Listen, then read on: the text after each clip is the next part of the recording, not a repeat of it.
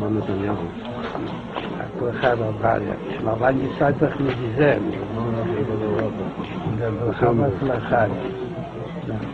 תפלאי ולתשיר. רק לבקש את זה. בכל העניינים. גם אנשים, גם עניינים. בזמן שישראל מלאך, אבל מה, נתפסו כמה עניינים.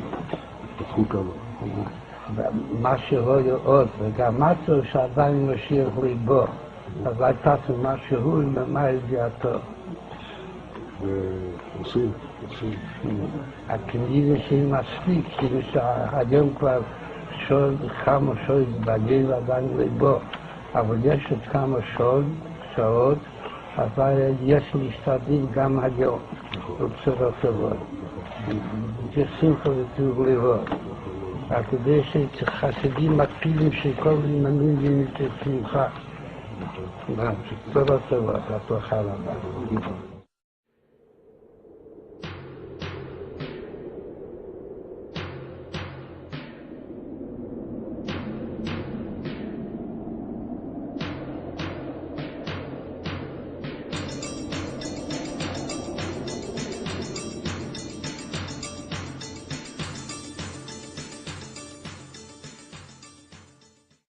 Americans know that Israel and the United States share common values, that we defend common interests, that we face common enemies.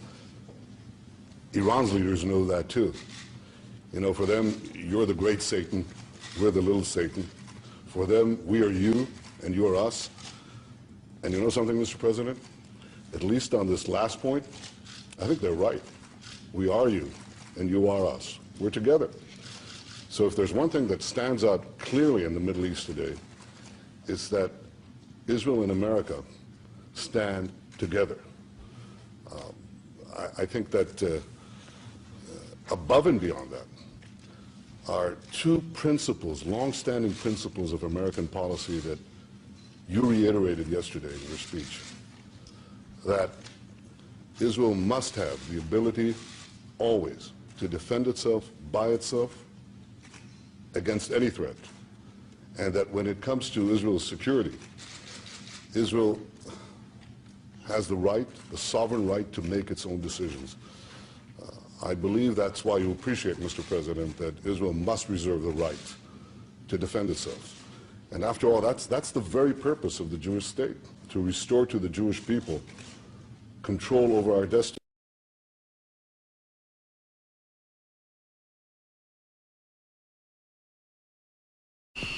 On June 7, 1981, 8 F-16s took off from their home base, each of them carrying 2 tons of bombs.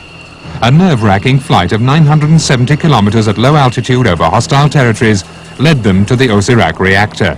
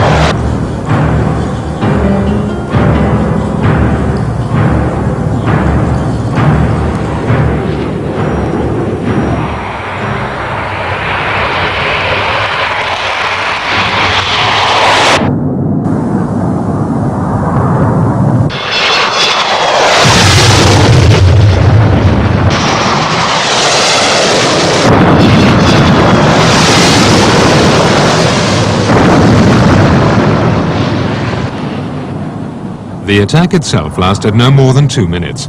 Each Falcon overflew the target once and placed its load with extreme accuracy on the calculated spot. The plant was left completely destroyed. In the political analysis, we said that Israel will have to dramatically expand its territory to encompass the biblical frontiers of the Holy Land. Whoever wrote the Bible, whoever rewrote the Bible, read Richard Friedman's book, please.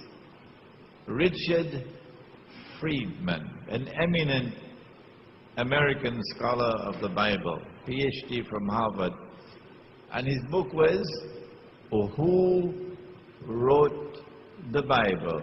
You will not regret reading that book. Whatever is written in that book confirms what Allah has said in the Quran. Whoever rewrote the Torah decided that the Holy Land extends from the river of Egypt to the river Euphrates. Why? Why did he say that? And there is a certain part of the frontiers of the Holy Land which have not been put into the Bible, but I know it. What he did was to say that wherever the Jews lived in exile, at that time is a part of the Holy Land. And since Nabi Yusuf alayhi salam took the Jews to Misr, and Misr is not the whole of Egypt. Today Misr is the whole of Egypt. But at that time Misr was the eastern delta between the Red Sea and the River Nile, the fertile eastern delta. That's where the Jews lived, the Israelite people. So he says from the river of Egypt, meaning the eastern delta where the Israelite people lived for 300-400 years, to the river Euphrates, because they were taken to exile in Babylon.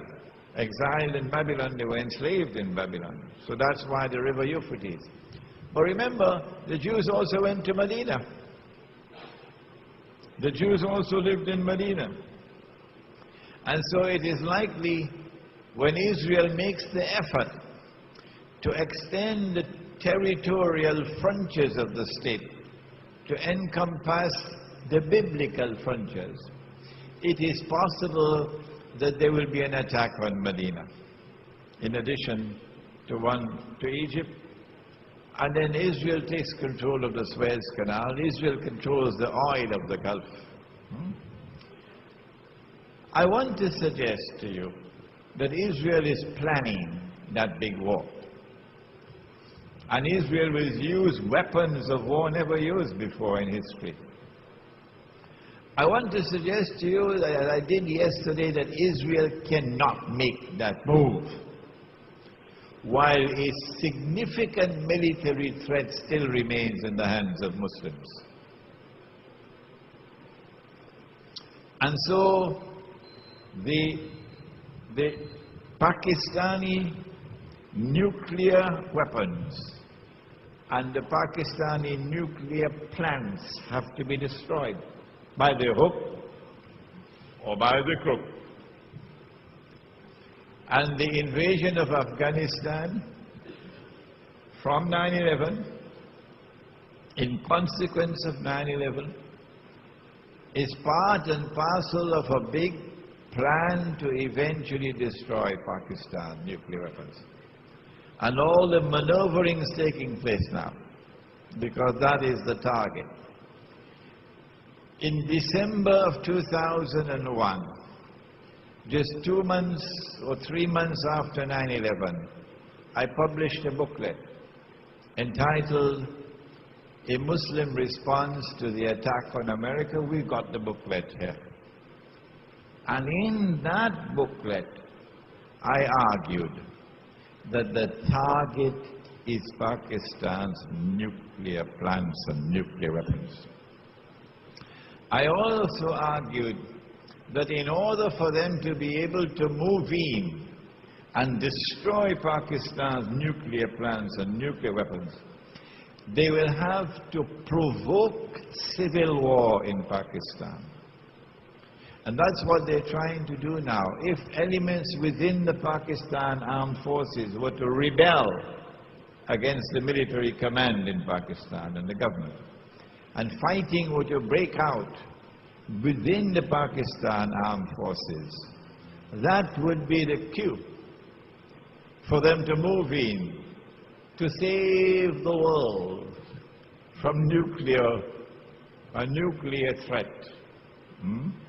once they dispose of Pakistan's nuclear plants and nuclear weapons, and to an extent Iran's missile capacity, then 2012 would be, I believe, all the hype about 2012 is meant to prepare the world for something big. Everybody is waiting for something big. So let's not disappoint them. And 2012 perhaps can witness Israel's big war, the use of nuclear weapons in Israel's war.